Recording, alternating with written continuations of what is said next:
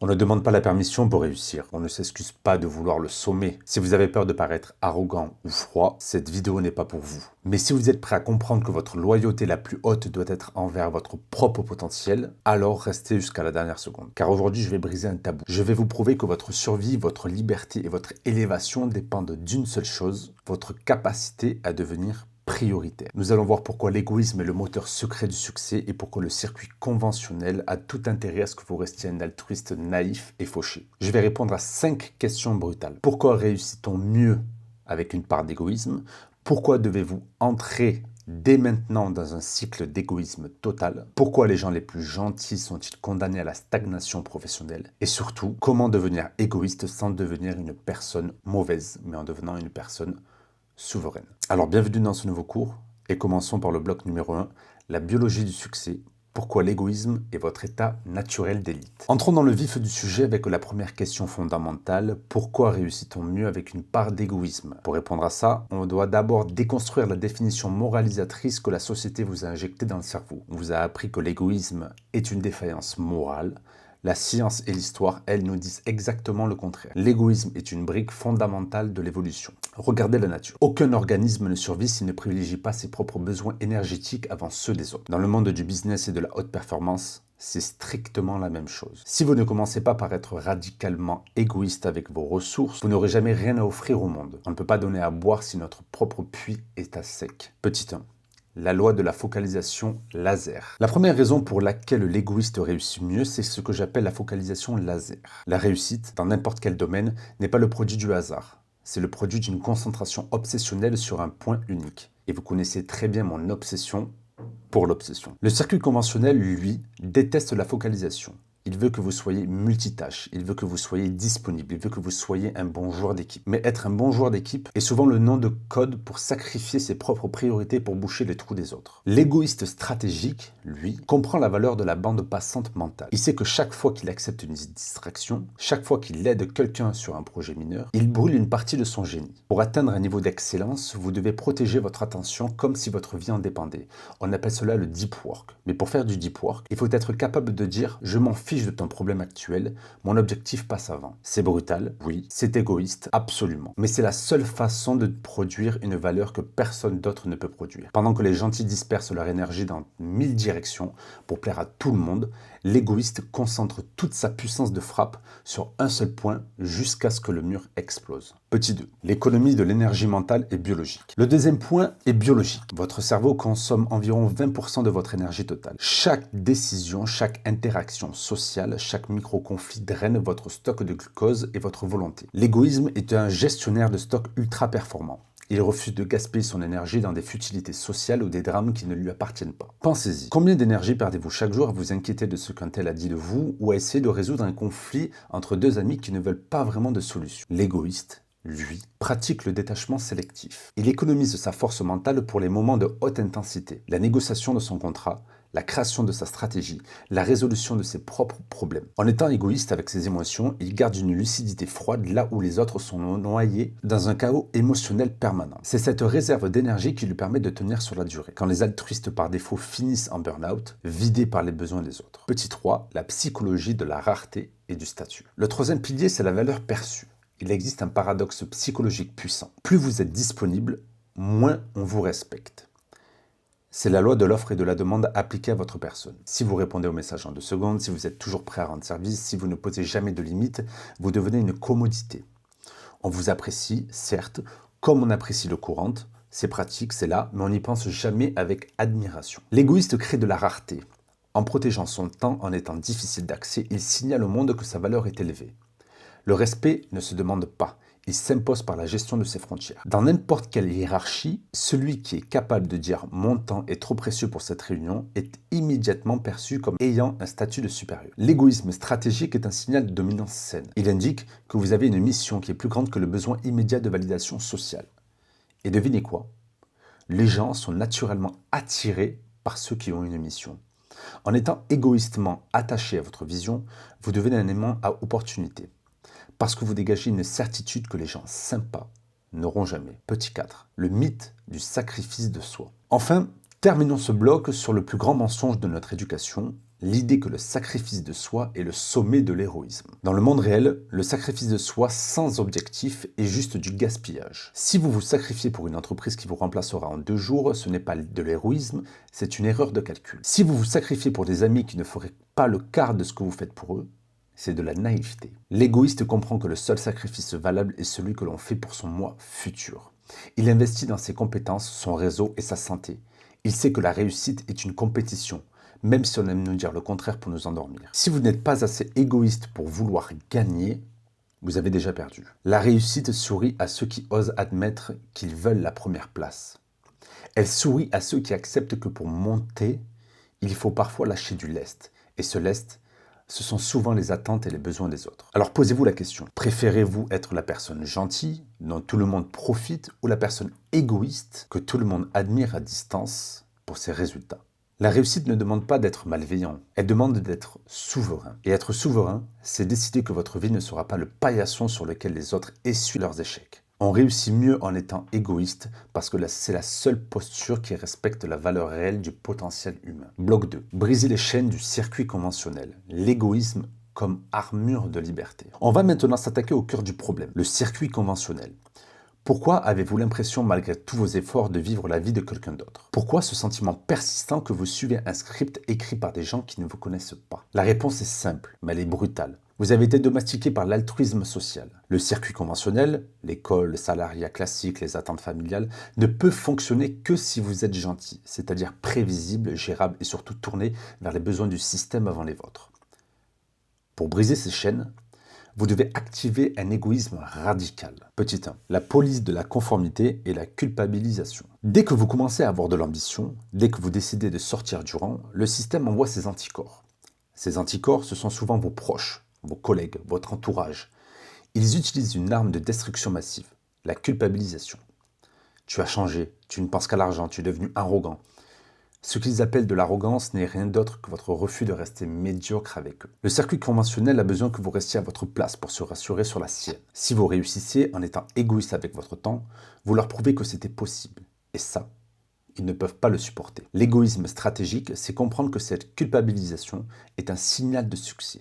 Si personne ne vous traite d'égoïste, c'est que vous ne dérangez personne. Et si vous ne dérangez personne, c'est que vous n'avancez pas. Vous devez apprendre à porter l'étiquette égoïste comme une médaille d'honneur. C'est la preuve que vous avez cessé d'être une pièce du puzzle de quelqu'un d'autre pour commencer à construire votre propre tableau. La liberté commence là où s'arrête votre besoin de plaire à ceux qui n'ont aucune intention de s'élever. Petit 2.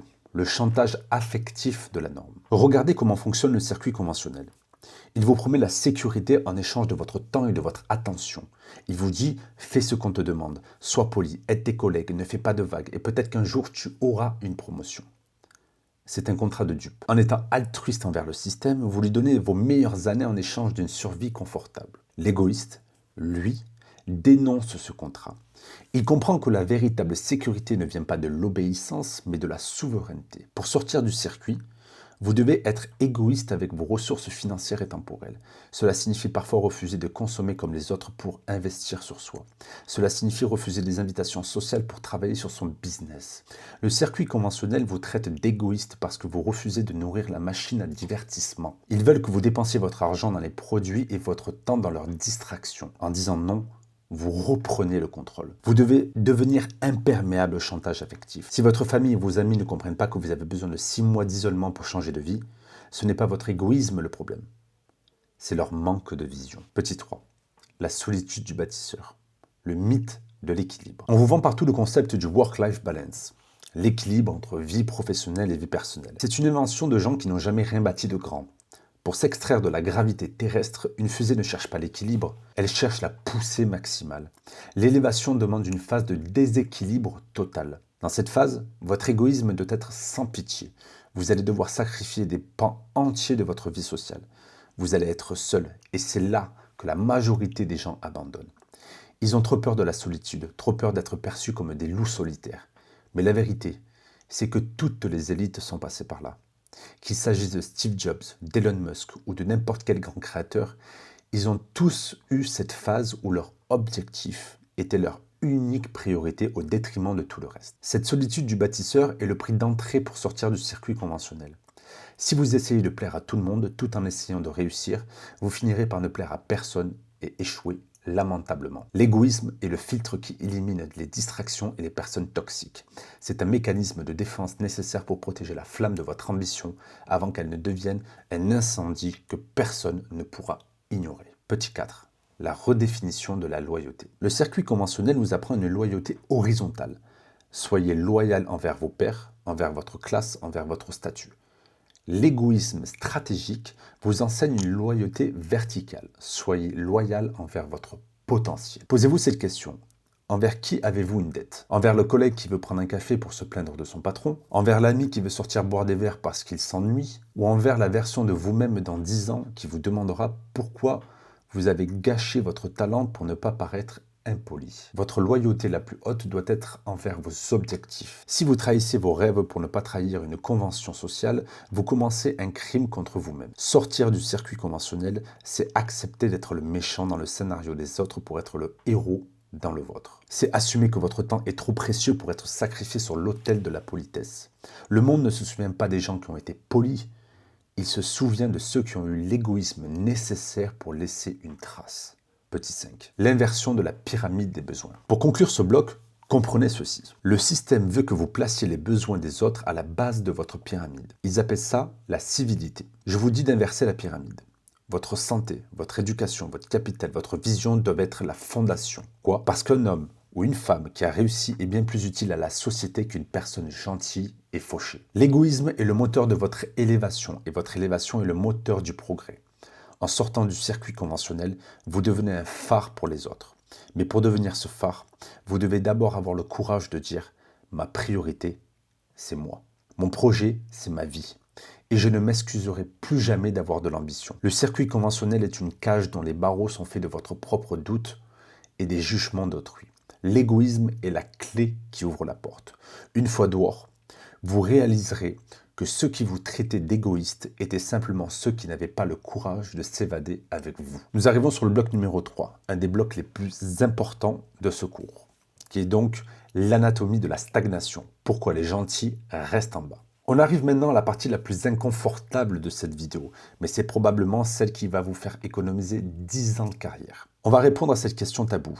Pourquoi les gens les plus gentils sont-ils systématiquement ceux qui stagnent le plus professionnellement? On nous a vendu l'idée que le monde du travail était une extension de la cour de récréation où les bons élèves sont récompensés. C'est un mensonge. Le monde professionnel n'est pas une méritocratie de la gentillesse, c'est une économie de la valeur et du pouvoir. Et dans cette économie, la gentillesse excessive est une monnaie qui ne vaut rien. Petit 1. La confusion entre fiabilité et corvéabilité. La première raison de cette stagnation, c'est la confusion dramatique que font les gens gentils entre être fiable et être corvéable. Si vous êtes celui qui dit toujours oui, celui qui accepte de reprendre le dossier du collègue qui part en vacances, celui qui reste tard pour corriger les erreurs des autres, pour l'équipe, vous ne devenez pas indispensable, vous devenez une commodité. Dans l'esprit d'un manager ou d'un dirigeant, le gentil est une ressource logistique, pas une ressource stratégique.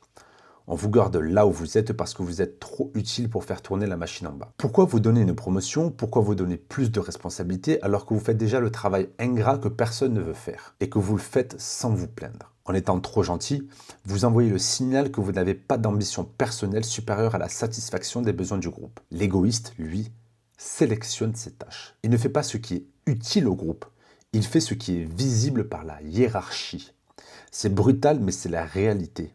Si vous voulez monter, vous devez cesser d'être le moteur caché qui fait tourner la boîte et devenir le pilote qui dirige la trajectoire. Petit 2. L'évitement du conflit comme frein à l'élévation. Le deuxième pilier de la stagnation, c'est la peur du conflit. Les gens gentils détestent la tension. Ils veulent que tout le monde s'entende bien, que l'ambiance soit fluide. Mais devinez quoi? L'élévation sociale et professionnelle est un processus intrinsèquement conflictuel. Demander une augmentation, c'est un conflit. Négocier une position de leadership, c'est un conflit. Remettre en question une stratégie inefficace, c'est un conflit. Si vous privilégiez l'harmonie sociale sur vos propres intérêts, vous perdez par défaut. Les décideurs ne cherchent pas des gens qui s'entendent avec tout le monde, ils cherchent des gens capables de prendre des décisions difficiles, de dire non à un client, de recadrer un collaborateur ou de défendre un budget face à une opposition. Le gentil est perçu comme quelqu'un qui va s'effondrer à la première pression politique. L'égoïsme stratégique, lui, utilise le conflit comme un outil de négociation. Il ne cherche pas à être aimé, il cherche à être respecté. Et le respect ne vient pas de votre capacité à sourire, il vient de votre capacité à poser vos conditions et à ne pas reculer. Si vous n'êtes pas prêt à déranger, vous n'êtes pas prêt à diriger. Petit 3. Le manque de valeur perçue par la disponibilité. On en revient à une loi fondamentale que j'ai mentionnée plus tôt, mais qu'il faut creuser ici. La valeur est liée à la rareté. Le gentil est l'opposé de la rareté. Il est toujours disponible. Il répond aux mails à 22 heures, il est présent à toutes les réunions facultatives, il est là pour écouter les plaintes de tout le monde à la machine à café. Savez-vous ce que la psychologie sociale nous dit sur ce comportement ? Plus vous donnez votre temps gratuitement, moins on lui accorde de prix. À l'inverse, l'égoïste est avare de son temps. Sa présence est un événement. Quand il parle, on l'écoute parce qu'il ne parle pas tout le temps pour ne rien dire. Quand il accepte un projet, c'est un privilège, parce qu'on sait qu'il dit souvent non. En étant gentil, vous saturez le marché de votre propre présence et vous faites chuter votre cours en bourse. Pour sortir de la stagnation, vous devez créer un choc d'offres, devenir indisponible, devenez sélectif.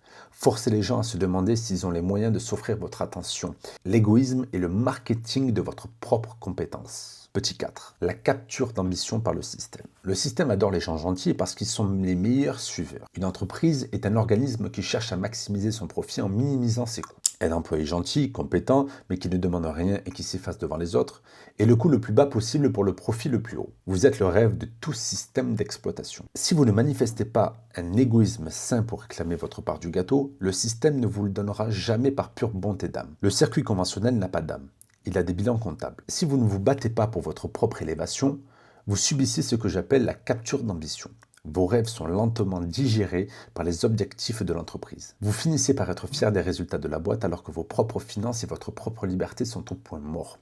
L'égoïste refuse d'être un dommage collatéral du succès des autres. Il s'assure que chaque goutte de sueur sert d'abord à construire son propre patrimoine et sa propre réputation avant de servir ceux des actionnaires. Petit 5. L'incapacité à dire non aux distractions relationnelles. Enfin, le dernier facteur de stagnation, c'est ce que j'appelle le parasitage social.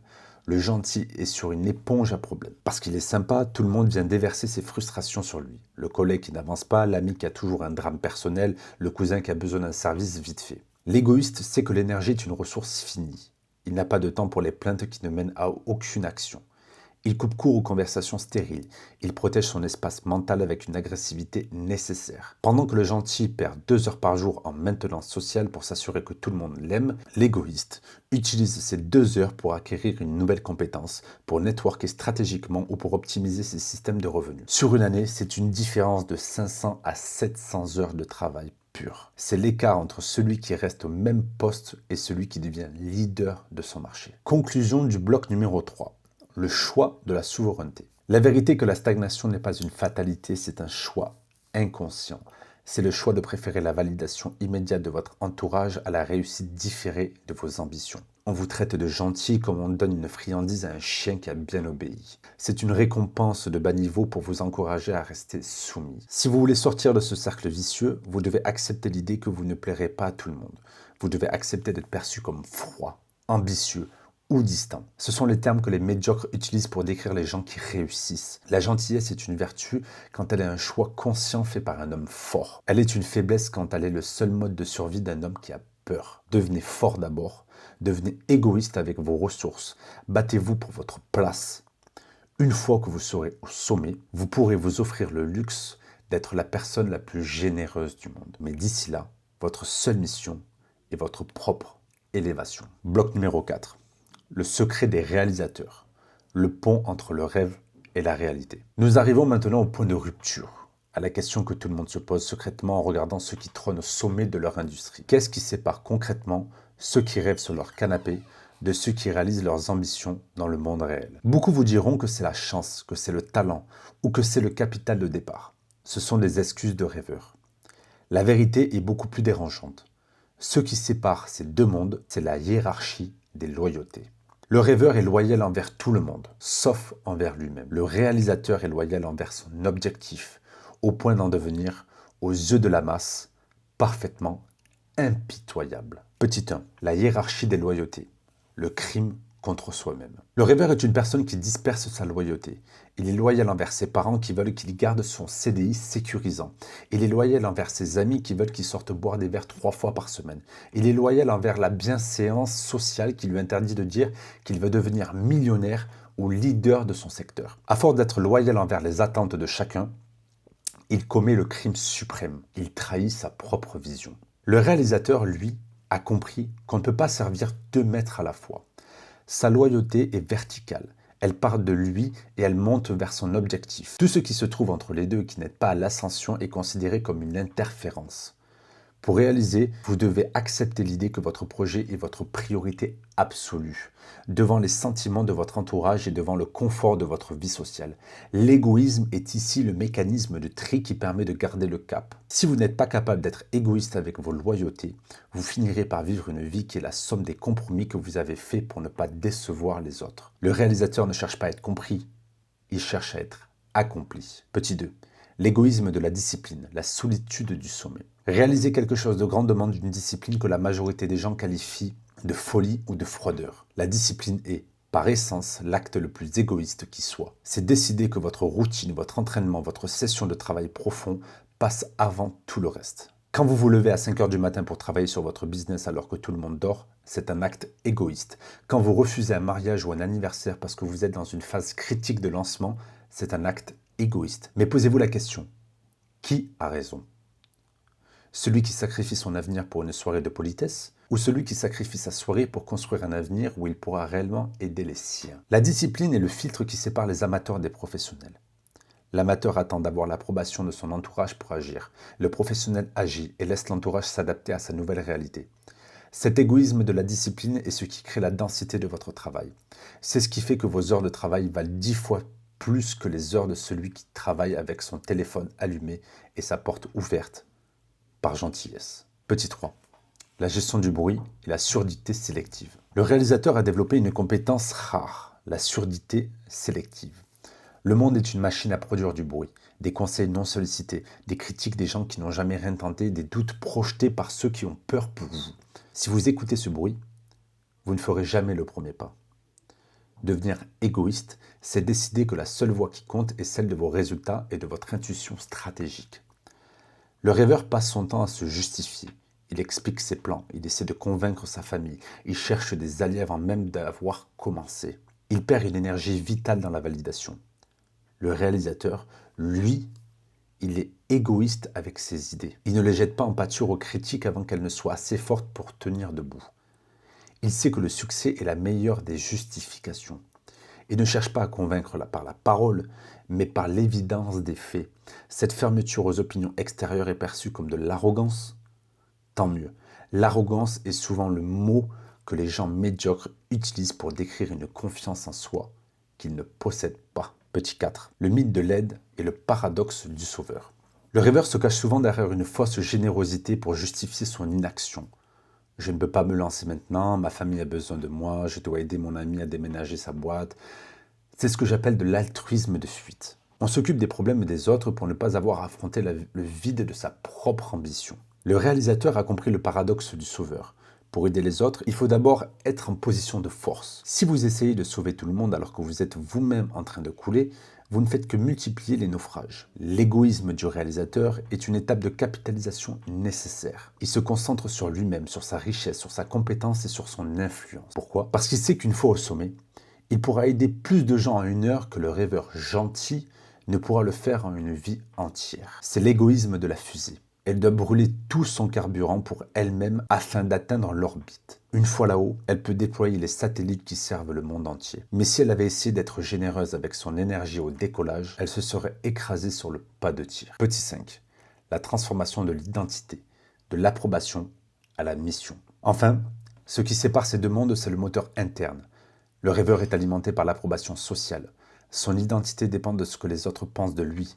L'égoïste stratégique, le réalisateur est alimenté par sa mission. Quand vous avez une mission qui vous dépasse, l'opinion des autres devient un détail insignifiant. Devenir un réalisateur, c'est accepter d'être détesté par ceux qui ne voient pas ce que vous voyez. C'est accepter d'être le méchant pour un temps, afin d'être le bâtisseur pour toujours. C'est comprendre que la réussite est une responsabilité personnelle.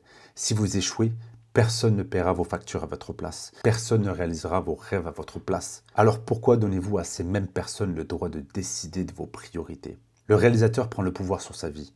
Il comprend que l'égoïsme n'est pas un manque d'empathie, c'est un surplus de responsabilité envers sa propre existence. Conclusion du bloc, le choix du réel. Pour conclure ce bloc, je veux que vous compreniez ceci. Le rêve est gratuit, mais la réalisation a un prix. Et ce prix se paie en monnaie d'égoïsme. Vous ne pouvez pas construire une vie exceptionnelle avec des habitudes ordinaires et une psychologie de bon élève. Sortir du circuit conventionnel demande de briser le contrat social de la médiocrité. Ceux qui réalisent ne sont pas des gens qui ont plus de ressources, ce sont des gens qui ont été plus égoïstes avec les ressources qu'ils avaient. Ils ont protégé leur temps comme un trésor, leur énergie comme une arme et leur vision comme une religion. La question n'est pas de savoir si vous avez le talent pour réussir. La question est de savoir si vous avez le courage d'être assez égoïste pour laisser ce talent s'exprimer sans demander pardon à personne. Le monde appartient aux réalisateurs et les réalisateurs appartiennent à leur vision. On arrive au terme de cette réflexion. Ce que vous avez entendu aujourd'hui n'est pas une incitation à la haine ou à la malveillance, c'est un appel au réveil. Pendant des années, on vous a fait croire que l'égoïsme était une ombre à cacher. Je vous ai prouvé aujourd'hui que c'est une lumière qui doit vous guider. Le circuit conventionnel adore les gens qui s'oublient, car les gens qui s'oublient sont faciles à remplacer. Mais le monde, le vrai, celui qui progresse, celui qui innove, celui qui inspire, ce monde-là, appartient à ceux qui ont le courage de se placer au centre de leur propre existence. Ne soyez pas désolé d'avoir des ambitions qui dépassent la compréhension de votre entourage. Ne vous excusez pas de protéger votre temps comme si c'était votre ressource la plus précieuse, parce que c'est le cas. Chaque nom que vous prononcez pour protéger votre vision est un acte de respect envers votre potentiel. La véritable immoralité, ce n'est pas de penser à soi. La véritable immoralité, c'est de gâcher le talent que vous avez reçu en le laissant s'évaporer dans les attentes des autres. C'est de rester petit quand vous pourriez être géant. C'est de mourir avec vos projets encore à l'état de rêve parce que vous aviez peur de paraître égoïste aux yeux de gens qui, de toute façon, ne construisent rien. Dès que cette vidéo s'arrête, je veux que vous fassiez un choix. Identifiez cette chose, cette personne ou cette habitude qui parasite votre élévation depuis longtemps. Reprenez votre pouvoir. Devenez la version la plus accomplie, la plus riche et la plus puissante de vous-même. C'est seulement à partir de cette position de force que vous pourrez, si vous le souhaitez, changer la vie des autres. Mais d'ici là, votre seule responsabilité, c'est votre propre victoire. Sortez du circuit, soyez prioritaire, soyez exceptionnel.